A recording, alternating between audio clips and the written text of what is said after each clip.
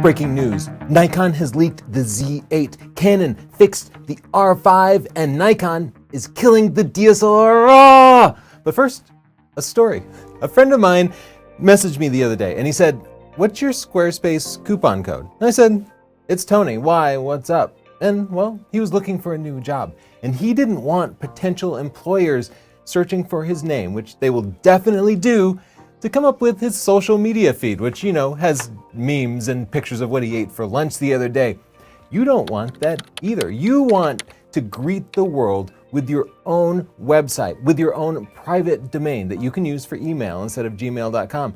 I have northrupphotography.com. Now when people Google me, northrupphotography.com, my Squarespace website is right at the top. So people looking for me will see my very best work, not something social media or LinkedIn has put together. If that's not true for you, go to squarespace.com/Tony right now and set up this website completely free. Try it out. You'll find it incredibly easy. And when you love it, use the coupon code Tony and you can get 10% off. Thank you, Squarespace. Before we get to the big Z8 news, I want to talk about Canon and recent firmware updates. Canon released firmware updates for the R3, which I'll talk about in a second, the R5 and the R6.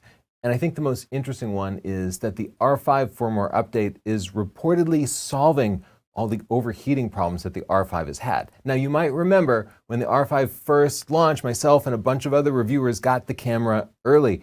And one thing we all agreed on was that it overheated rapidly. Even shooting stills, it was a pain. Now, before that camera was released to consumers, Canon released a firmware update which improved it, but didn't totally solve it. And even the last time I shot with the R5 a month ago or so, I got that overheating warning and it interrupted my shooting. This overheating was reflecting really poorly on the incredibly popular Canon R5. So I'm glad Canon finally did something about it. It is really strange though that they could fix the overheating problem with a software update. Now, even after their pre-release firmware update, a lot of people said that it didn't seem to be limited by the capacity, the heat capacity of the camera, but rather was an artificial limitation put in place to protect the video cinema lineup of Canon cameras. If the Canon R5 was too powerful, you might not upgrade to their more expensive and more profitable cinema cameras.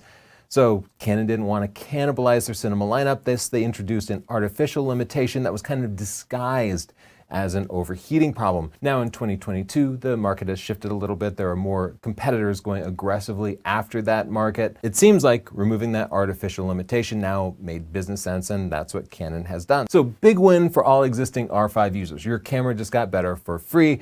And if you were considering a video-centric camera, the R5 is now a better option than it was just a little while ago. There was a big update for the R3 that introduced up to like 150 frames per second, but for a very limited amount of time, only like 50 frames. So maybe you could shoot 150 frames per second for a third of a second.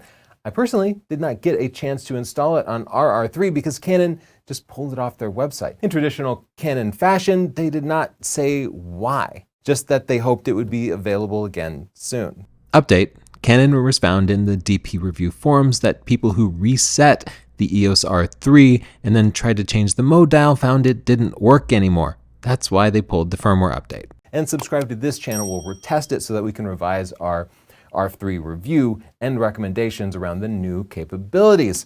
Okay, the next news piece that has been going around is that Nikon killed the DSLR.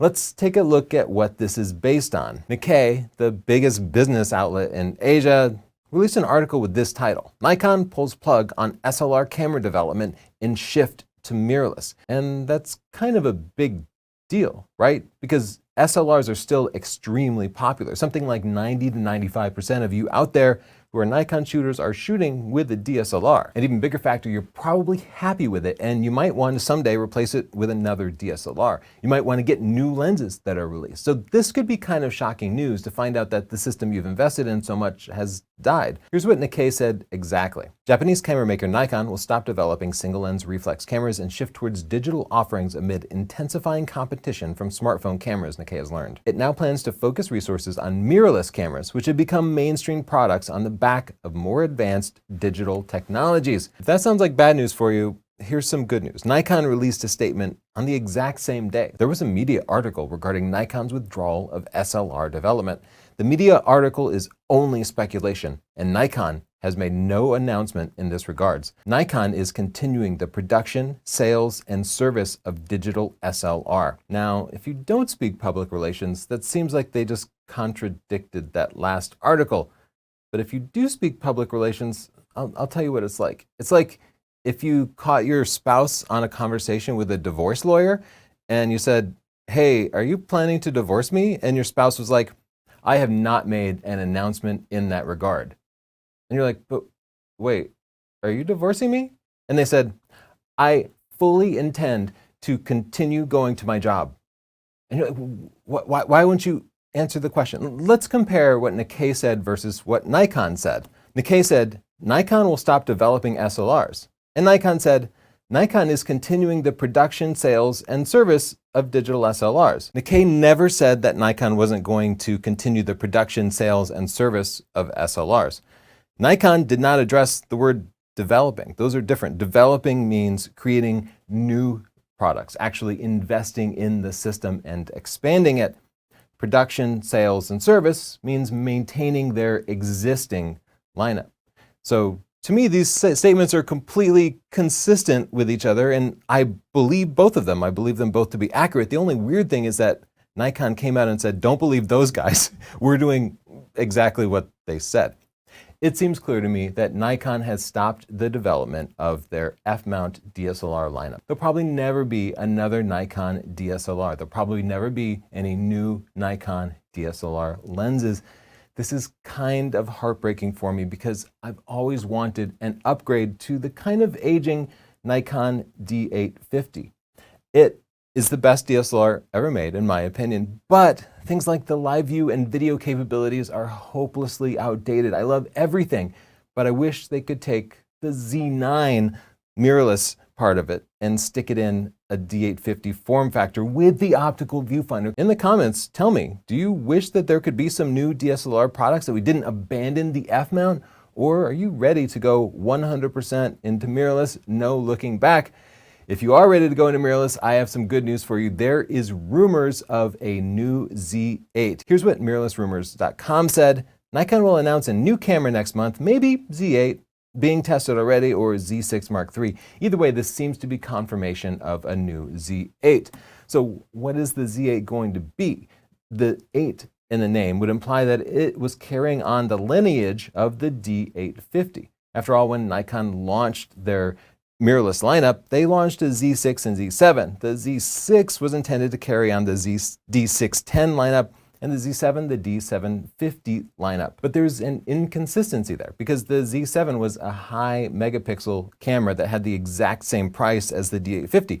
And in fact, before the launch, the Nikon PR people told Chelsea and I that the Z7 was the mirrorless D850. So why wouldn't they have called it the Z8? Well, because it was nowhere near as good as a Nikon D850. The Nikon D850 is a sturdy, big, professional-grade camera, and the Z7, when it was launched, the first one has a single card slot, and it was kind of a flimsy camera, and the autofocus was weak. But Nikon is finally ready to call a camera the Z8. That means that they finally feel they can match the capabilities of the D850 in a mirrorless form factor, and I'm really excited about this because I still love the D850. There's a reason this is sitting here. It's because I wanted to sell this to KEH, but every time I go to pack it up, Chelsea says, "No, I'm not ready to give it up yet. I still love it." Here's what I think the Z8 is going to look like. I think it's going to have the same body as the Nikon Z7 and Z7 Mark II, which is to say a little screen on the top, a tilting screen, though I bet it will be a four-way tilting screen like they have on the Z9, so it'll tilt out to the side too. I think it'll have the viewfinder of the Z9, but it will continue to have a 45 megapixel sensor. Now, the Z7 Mark II and the Z9 both have 45 megapixel sensors, but I think this is going to use the Z9's sensor, which will have a faster readout and better autofocus capabilities. I believe this is going to be a baby Z9, not a grown-up Z7 Mark II. I think it will inherit the 20 frames per second RAW from the Z9, but it will not inherit the high frames per second for JPEGs. I think either way, you're going to be locked to 20 frames per second. That's a big jump from the D850, which was only 10 frames per second, but it's going to be competing squarely against the Canon R5, which has 20 frames per second RAW, And so I think Nikon feels like they'll need to match that particular number.